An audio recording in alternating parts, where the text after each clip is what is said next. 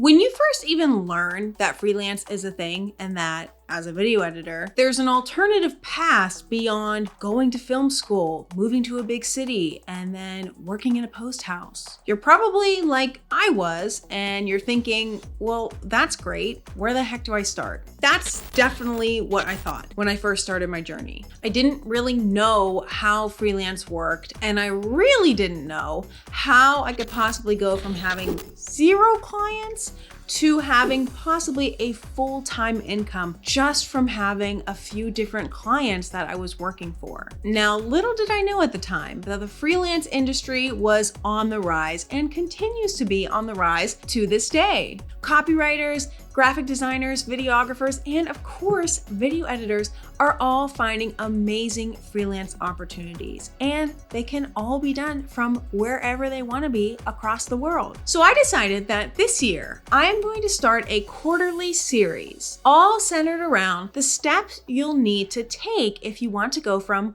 wherever you are now. This could be employed full-time and looking for a change. This could be having no video editing experience, or this could be you just being interested in the path of a freelance video editor. Going from that all the way to earning a full-time income as a freelance video editor, being your own boss and being in complete control of your video editing career. Now, this is quarter 1, so this will be part 1 of 4 of my 2023 series. And if you'd like to follow along with this guide, then this video will carry you for about the first 3 months of this year. Building a freelance career for yourself is not an overnight goal, especially if you're like me and you want to pursue freelance while also being a full-time employee somewhere else. So enough of this intro, let's get into the first quarter of starting your freelance video editing career. Chop chop.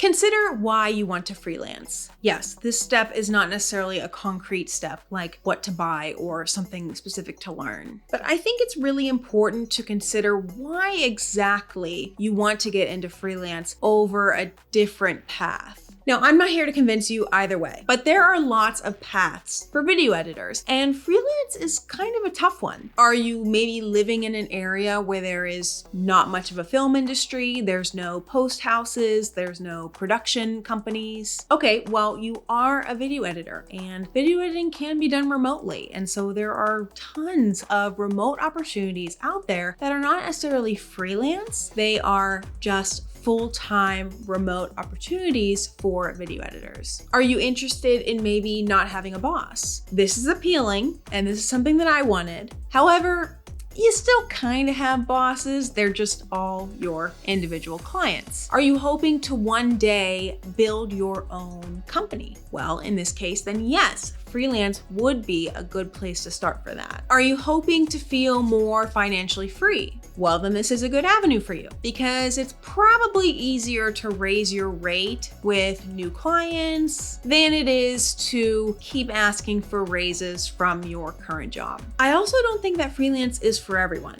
and it's important that you know what you're getting into. Moving to freelance has given me more time freedom, but I work more now than I really ever have in any job that I've ever had. It's just all at different times of the day. And while I do get to take breaks throughout the day and go run errands or do the dishes, the work is always on my brain. I don't really ever get to turn off my brain like I did at my old jobs where I would just come home from work. Moving to freelance also was a huge challenge in terms of disciplining myself. Are you able to be self-motivated and get all your tasks done without having that boss over your shoulder? Are you able to multitask? Are you able to be detail-oriented while also keeping the big picture in mind for all of your clients? Are you able to think about what needs done that day and what needs done that week and what needs done that month? Maybe you do think that way, and maybe you're not appreciated for your complex thinking skills at your current job, which is why you want to move to freelance. Well, freelance really is a total lifestyle change, and I do encourage you to just put a little extra thought into exactly why you're moving to freelance and to make that transition relatively slowly if you can, so that you can get used to the change in the format in which you do work rather than just jumping into freelance completely with nothing to go off of and nothing to fall back on.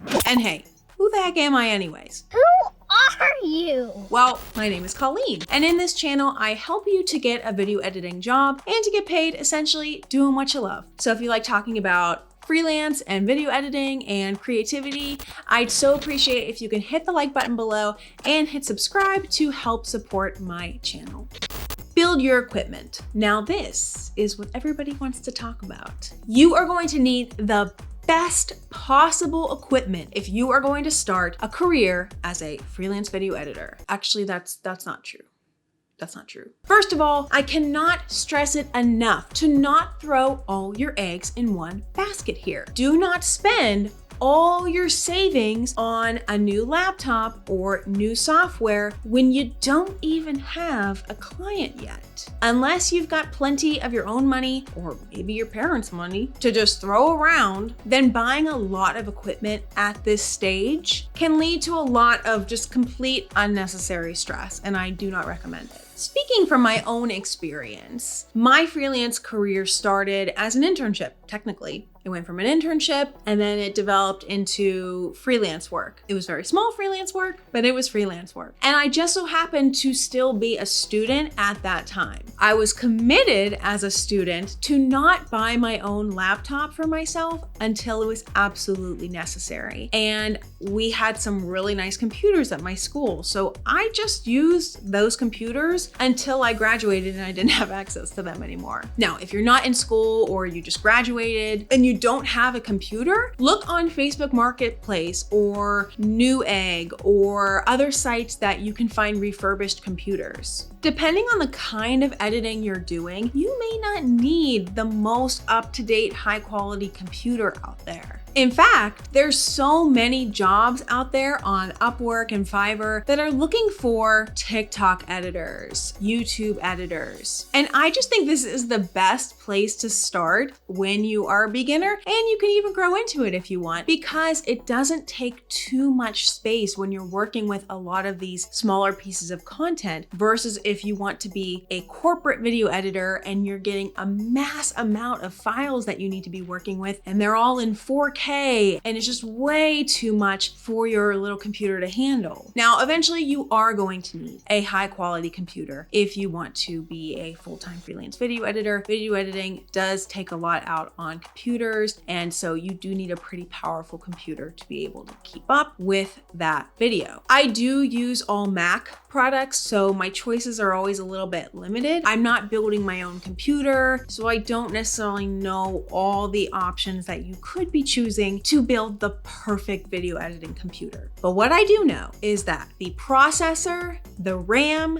the internal storage, and the graphics card are the four most important things when it comes to the quality of your computer in terms of video editing. When I really first started getting into video editing, I had a Mac laptop. It was a 2015, so a relatively new graphics card. It had it has actually, it's still alive. I still use it. But it has 16 gigs of RAM. It has 250 gigabytes of internal storage, and it has a relatively new processor. And that computer edited a whole 4K feature for me. So take with that what you will. Ultimately, the shorter version of this would be don't upgrade your computer until you really, really need to, and focus on mainly the RAM and the internal storage when you do.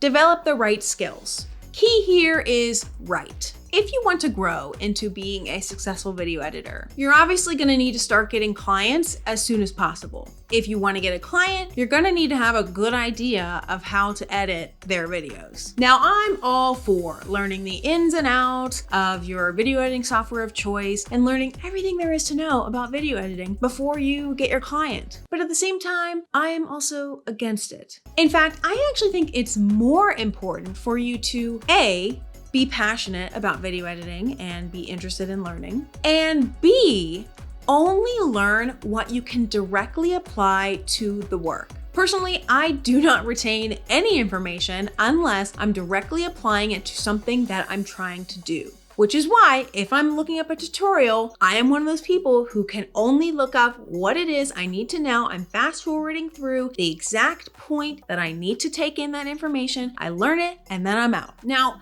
Many of you have expressed to me in the past that you are not sure when it is that your skills will be enough so that you can confidently take on clients. To which I say, that is nonsense. You can take on a client today if you want to. Go on Upwork or on Fiverr and look at the jobs there. Go read the job description. Do you understand everything that's being talked about in that job description? Can you visualize being able to figure out how to edit a job like that? Avoid tutorial fatigue, avoid analysis paralysis by just jumping head first into the freelance world and learn from there. Now, if you made it this far, and you're liking this video, I'd so appreciate if you can hit the like button below so this video will spread to more and more people. And if you are interested in becoming a YouTube video editor and you've also been considering, should I get a Skillshare membership? I'm not sure. Well, let this be an answer to you that yes, you should get a Skillshare membership by clicking on the link below and receiving a free month of Skillshare. And be sure to check out my courses while you are there.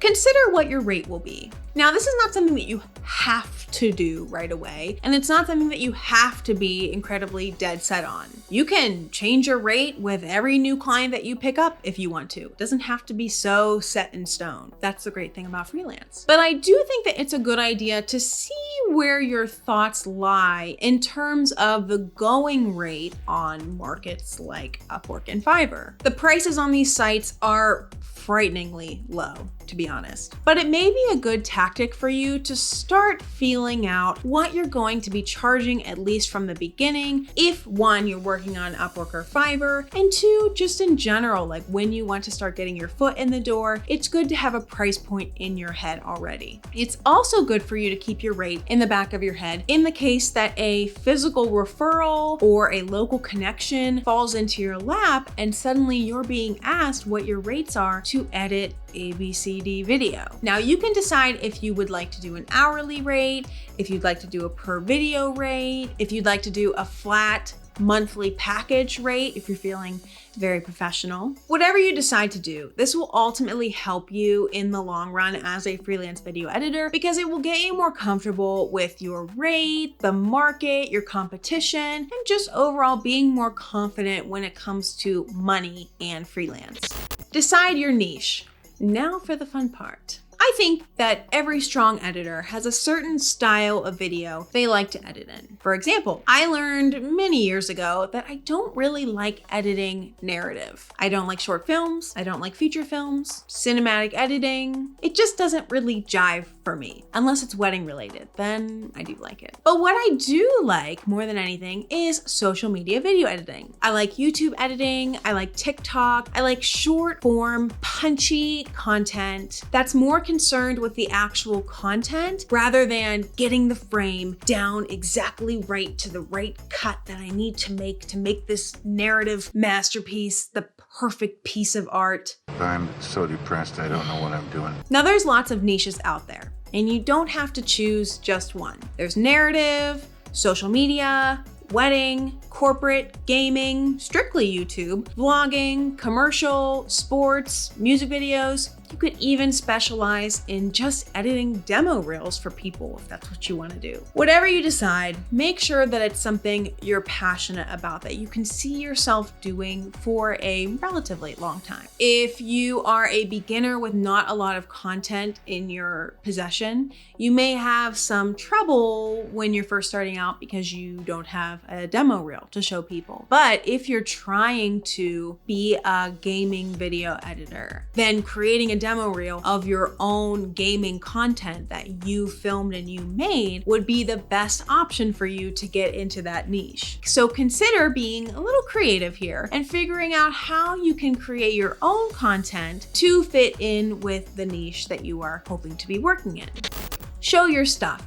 Now, we cannot forget, and I almost actually did, about the resume and the reel. As a freelance video editor, you need to have a strong resume that showcases your skills and experience. Make sure to include any and all notable projects that you've been working on. And pro tip, if you worked on them in school, do not include the name of the class. in there because people outside of your school have no idea what that means. Just put the name of the film or the name of the project. You're gonna wanna list any relevant software skills that you have, such as Avid or Premiere Pro or Final Cut Pro. On mine, I tend to include Adobe Creative Suite because it kind of applies to After Effects and Photoshop and Illustrator and all that. So you can also do that. Now, if you have a degree in video editing, definitely want to include that on your resume. Personally, I think that that should live in the wee bottom of the resume because clients care more about your work experience than they do about what your major was. Now, as a video editor, a more appealing way to get work is to have a strong demo reel. People want to be able to see the work that you're actually producing. So this is a compilation of all of your best work, and it showcases your editing style and your skills. Creating a demo reel can sometimes feel like a daunting task, but it really doesn't have to be, and it doesn't have to be super fancy, especially as an editor. You're just trying to showcase the fact that you can edit. So start by choosing your best work, and you're gonna wanna show that best content within the first 10 to 30 seconds of the reel in the case that the client only watches 10 seconds worth of your reel. Don't save it all for last, and you might feel compelled to, but shove it all in the very beginning. Now, once you have your reel all put together, you can upload it on YouTube or Vimeo and make it an unlisted or private link that you can then just share with prospective clients if they ask for it. You can also add it to your website or to your Adobe portfolio if you have that. Now, if you find yourself applying to different types of jobs, you're going to want to have different versions of both your resume and your demo reel. Now, this could be, say I also liked editing narrative film and I liked editing social media. Those are two very different things. And so I would want to have a social media reel and a narrative reel. And the same with my resumes, because they will be highlighting two very different types of my work. It is a time-consuming process, but it's better to be more detail-oriented and spend a little more time perfecting your process of applying to jobs rather than being too general and getting passed up on by clients simply because they're not seeing anything super special with your work or they're seeing content that really doesn't apply to have you do.